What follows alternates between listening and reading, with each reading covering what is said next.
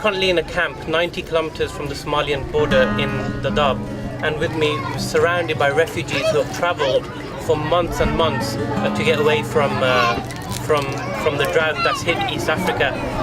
And it's hard to imagine some of these people, especially this family in front of me, have been traveling for 4 months to get away, to find some form of salvation, some form of help, some form of hope. Since arriving in Somalia and also in Kenya, the stories we're hearing from people are more or less the same. They've been traveling for miles, you know, they've been living in all parts of Somalia, and they just want to just leave the area. For years it's not rained. And these were people who owned land, they had their own agricultural businesses, they've had their own livestock, and over the last 3 years, slowly, they've just been dying off.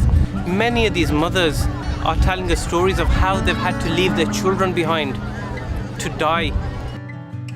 She's had to leave 4 children behind, and she has 2 with her now out of 6. And now she'd reached this camp and she still didn't know what her future laid.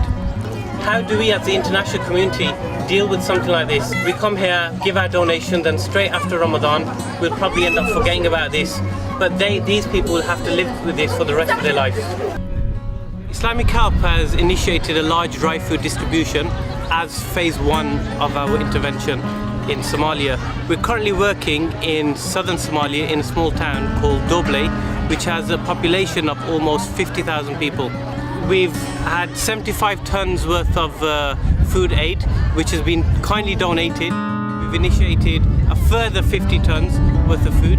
So in the next 2 days we'll be almost 125 tons of food, and we have rice, dates, flour, sugar, maize flour. We have enough supplies for up to a month.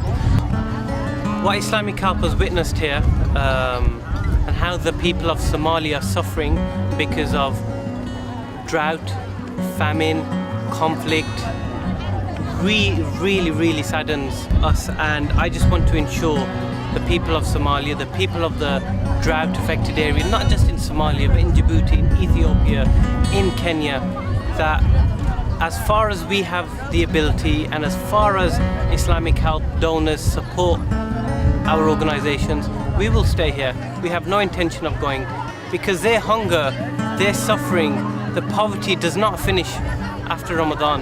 So whether it's through donations, it's through volunteering work, through campaigning, through lobbying, you know, please join Islamic Help. I have made a promise to these people that we will not go anywhere. We will be with them every step of the way.